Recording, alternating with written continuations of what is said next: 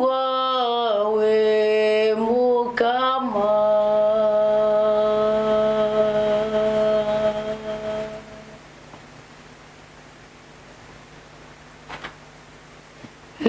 nawundi nizeye nawundi no kwirukira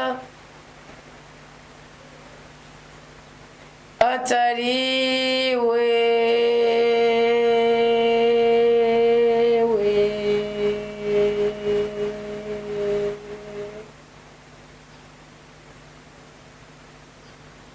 Biga mukama binogueba ngajahe kwariwe ufisama jambo y'ubuzima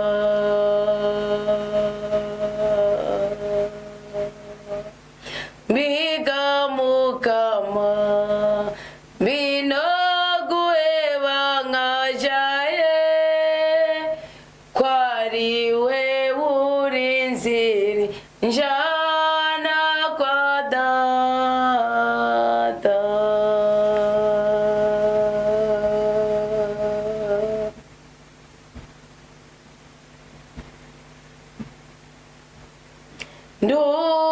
Nduwawe mukama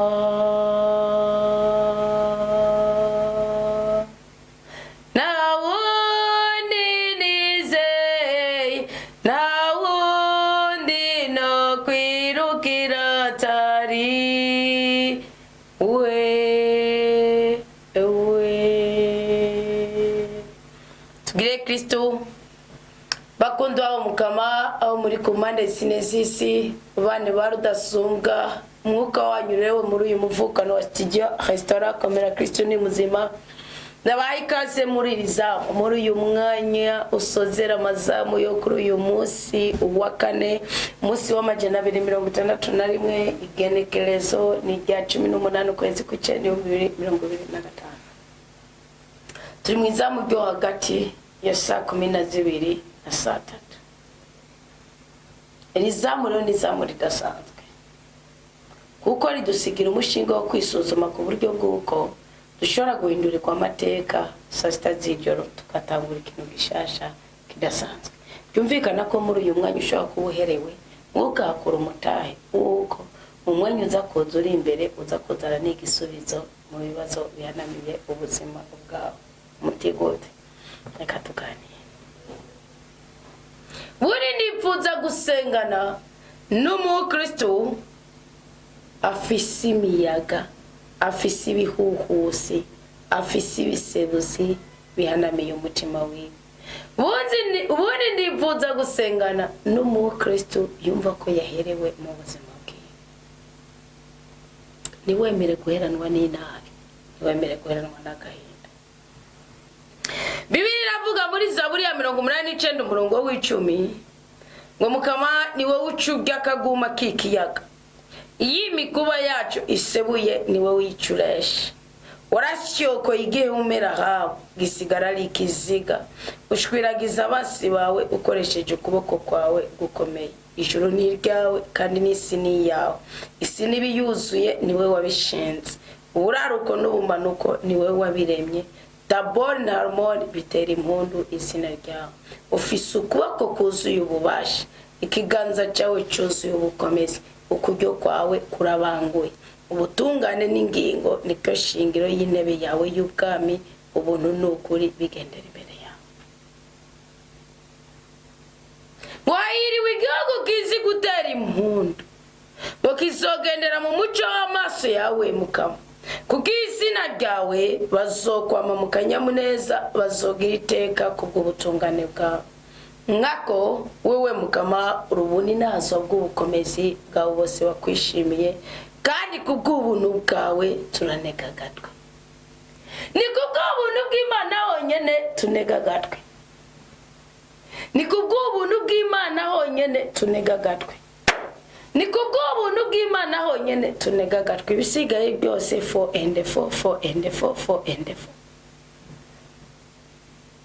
mamvu baba yanu nuko wari wizigiye icyo umwana w'umuntu azakugukorera biroroshe kwa guhemukira ugatangara. Impamvu babaye nuko ibyishimo byawe bari wabishingiye mu bishimishije ijisho kandi bigaragara byoroshye kubononekara. Iyi si nta kintu na kimwe kiriko gifise gahantu usibye umwuka. Bisigaye byose tubihere ku buntu pe. Nidukomera ku Mukama azoduha ibikomeye atubwira abakomeye. Niki cyatuma Imana igaragaza ibyiza byayo mu buzima bwawe ugiye kwiryamira cyangwa uhagurutse ukigendera? Nigiki?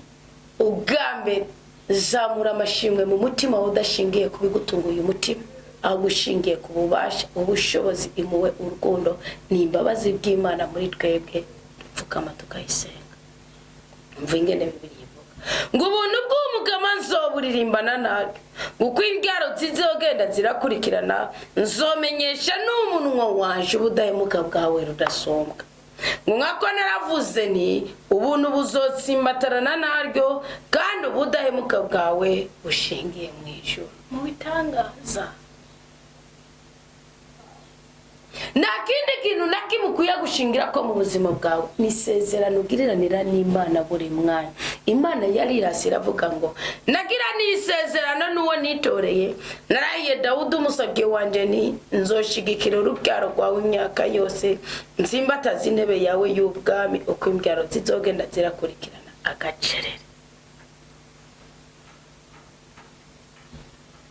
Uyu munsi hari isezerano ugirana n'Imana. Dawudi ntiyigeze abaho mu buzima buryoshye buryoheje. Yamanye intambara, yamanye ibisuzuguro, yamanye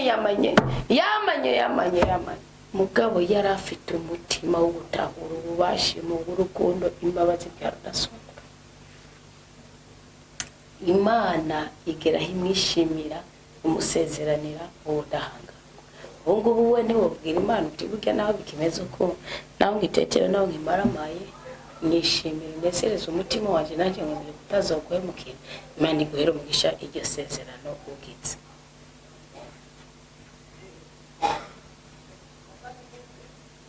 Dawudi aje kuburanya Imana mu gihe yaherewe, yaravuga ngo Mana ngo kera wari waragiranye n'abayoboke bawe muraganira mu ndoto kandi urabagirira isezerano, uravuga ngo narafashije umuntu w'intwari. Ati none ngirira neza umfashe. Ati kandi ukuboko kwanje kuramukomeza. Ati none ngirira neza umkomeze. Gira Imana igukomeze, gira Imana igukomeze, gira Imana igukomeze. Bisigaye byose birakomeretsa. Gira Imana uti ndagomba gukomera, ndagomba kuba intahemuka, ndagomba kuba umuntu kandi umuntu muzima, kuko ngo ubudahemuka bwanje n'ubuntu bwanje biri kumwe nawe we Mukama. Ububasha bw'Imana nibwo buzokongerekana muri wowe ukabona gutabagwa, kandi ububasha bw'Imana nibwo buzamura izina ryacu rikagera aho Imana ishaka ko rigera. Ikiganza cy'Umukama kiramvura kuri twebwe tugatabarwa. Warukwiye kumenya ko Imana yawe ari urutare, ari umukiza, ari umutabazi. Ijuru ni ry'Umukama, nzawe n'ifeza ni ry'Umukama, amavuta miranda n'ay'Umukama. Bibiliya ngo numara kugira umutima ududubiza mu ibyo byiza bishingiye ku kuri kw'ijambo ryanje, ngo nanjye nzogutora ndagutoranye kandi nzokugira imfura. Ubutsibura bw'ubura bwanje n'ikimfura ivuga. Ngo zokugira mukuru kuruta abandi bami bo kwisi. Mana utwihere twatubona. Ngo zomuzigamira ubuntu bwanje na naryo isezerano ryanje rizomubera iry'ukuri. Nzoshigikira urubyaro rw'iwe imyaka yose, intebe yiwe y'ubwami nayo ndayihangaze nk'imisi ijuru rimara. Yemwe abari kwisi yose tumukomera amashi, abagabo mucurarange tumukomera amashi, bakenyezi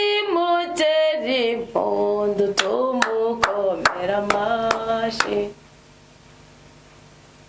ugwaruka musimba simbe tumukomera amashi umukamanye nijoro umukama yagize nawe usanga atani iciza ubona ko Imana yakoze n'uwo mwuka wazimuvise uri guhemuka rwose.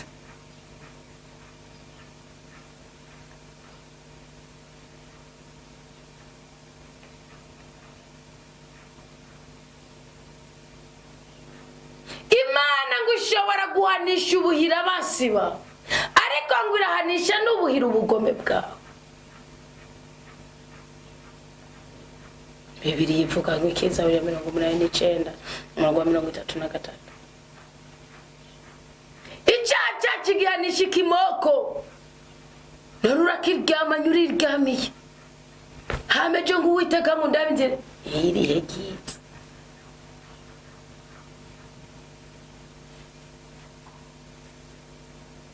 ngiye cyase uhumanije amategeko y'Imana ntukarya muri indyarya saba imbabazi Imana.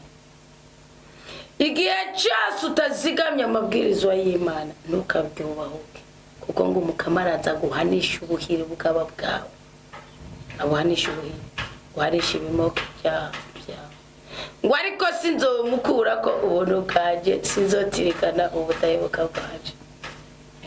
N'upfa mugabo no kubabara birababatse.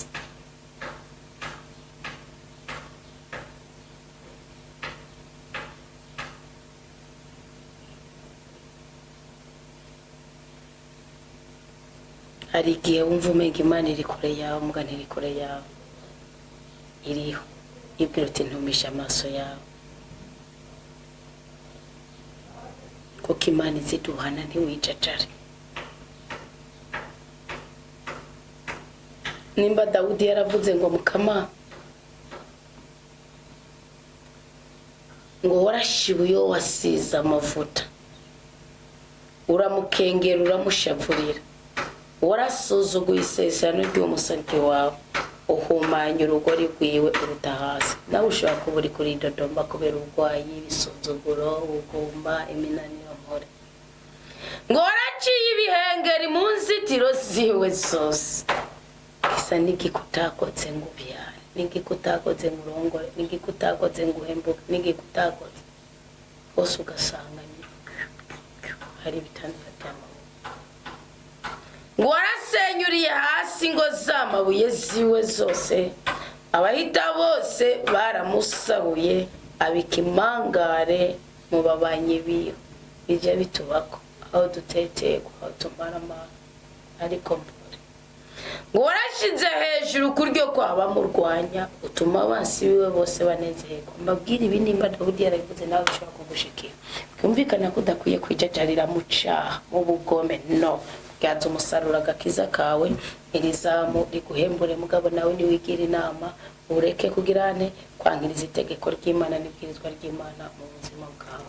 Warahongoye ubugi bw'inkota yiwe niwamushigikiye mu rugamba waracubije umwakaka wiwe nebe yiwe y'ubwami uhitembagariza hasi waragabanganije imisi y'ubuto bwiwe umwambika ibara uzoguma wisha gushika ryarika mukama ona rishavu ryawe rizokwama rirurumba nk'umuriro ukuntu bene Adamu waremye ari ubusa umuntu yobaho nabona urupfu yobane ninde azorokora ubuzima bwiwe akabukura mu byara by'ukuzimu. Ndaje kumubabwira ubuntu bw'Imana bwonye ubuntu bw'Imana iyo umaze kubusobanukirwa n'ubundi muntu ari kugendera imbere yawe n'ikindi kirero rikuragendera ngo ubuntu bwo hambere buri he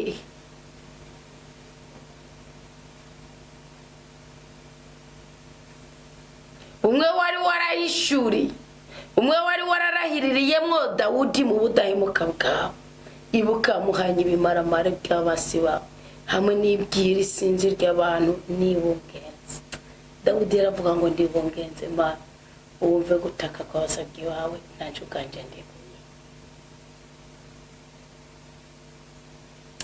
Igihe uduteteka twibunge ngamaranga mutima y'ubwoko bwawe uturinde kuyakinisha, uturinde kuyababaza, utugirire ikigongwe abarabungere b'imitima y'abana bawe. Ari ikimenyetso washize kivutura imitima yabo heshe, byikorere wonyine. Niwe udakomeretsa, niwe udatana mu ndagano, niwe utamara amazi, niwe utabesha, niwe utihenda.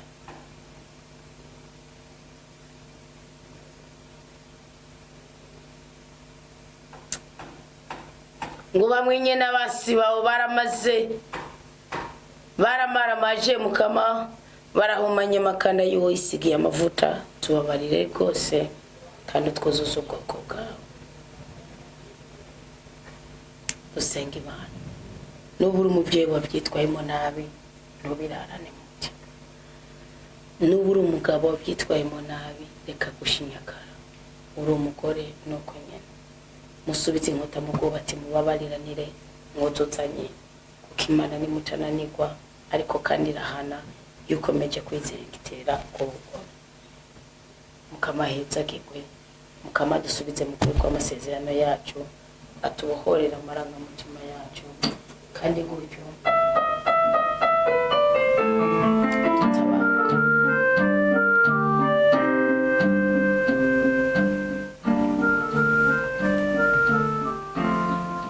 Mukama yamye ari umuhanyi w'ubuzima bwacu, yamye ari umahungiro y'ubuzima bwacu. Misozi itaravuka yari ubuhungiro bwacu, urubyaro rwa mbere utarabaho yari ubuhungiro bwacu, atararema ijuru n'ibihugu yari ubuhungiro bwacu. Kuvana kera na rindi Imana yamye ari ubuhungiro bwacu. Dawa twese ubyagiye mu ijuru, twongeye kugukengurukira nyaguhora ku ngoma kuri uyu munsi waduhaye, uduheramo ibimenyetso n'ibitangaza by'uko ukwishimiye adateterwa. Wakoze kutwiriza turi bazima, ukaturinda impanuka mu buryo butandukanye. Byacu ntibitume udukura kwa maboko, utukure ku bubasha bwawe. Mutima wa Mwiranda ntatuvere no mu kanwa na gato.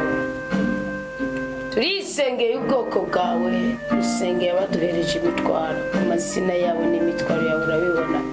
Dusengeye n'abatabwitayeho, dusengeye igihugu cyacu n'inzego zacu zose n'ubutunzi bwacu bwose. Dusengeye amadini atandukanye muri iki gihugu cy'u Burundi. Dusengeye abamwe n'abamwikazi bari mu makungu, tubasabiye koroherwa. Tunezereze wongere udushiremo akanyamuneza, tunezereze wongere udutabare kandi utubohore. Turinde kubabara kandi twagura imbibe, uduteture mu makuba y'ubwoko bwose. Amaraso ya Kristu nadutwikire, atwikire banza turimo. Turasira ijoro umukinzi, umwangushi, umwambuzi, umurozi, abo bose tubatwaye ikirere cyo gukoresha imyuka mibi yabo. Tunezereze rutare rw'ubuzima bwacu, bana natwe kugira ngo uhoroshe imyami yose iri kururumba mu buzima bwacu. Aho twagize neza, aho twigoye, aho twababariye, aho twigiriye inama, aho twagishije inama, aho hose tutabaye inshinyakare, biduhere umugisha. Abakiri mu ngendo bamugisha, abakiri hanze bamugisha. Turinde kugira impanuka zo muri iri joro. Ndasa umwuka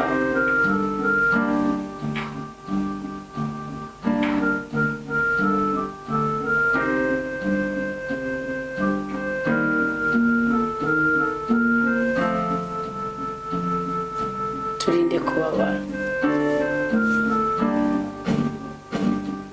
twagurira imbere, tunezereze.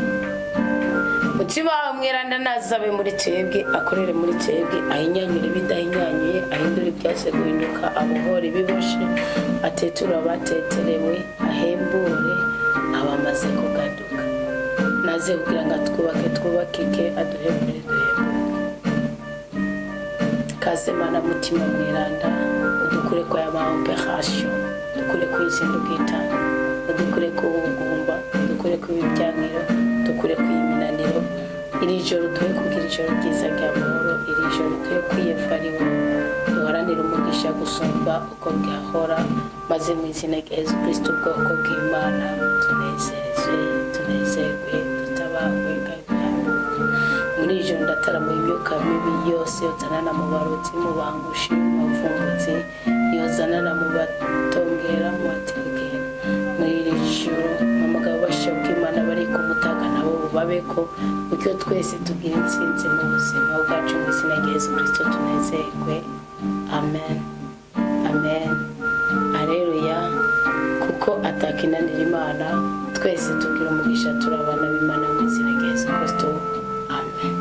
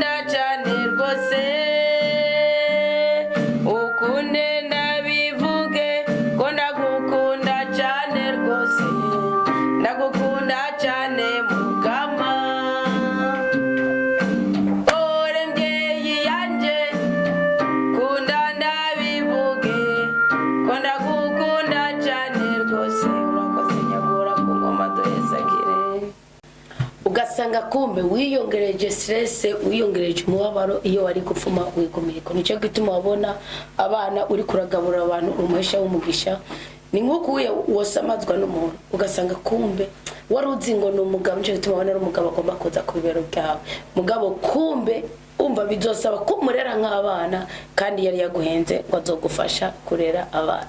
Nuko rero kigirwa n'icumbi cerekwa nikibona aha nanje nize nawe wiziki.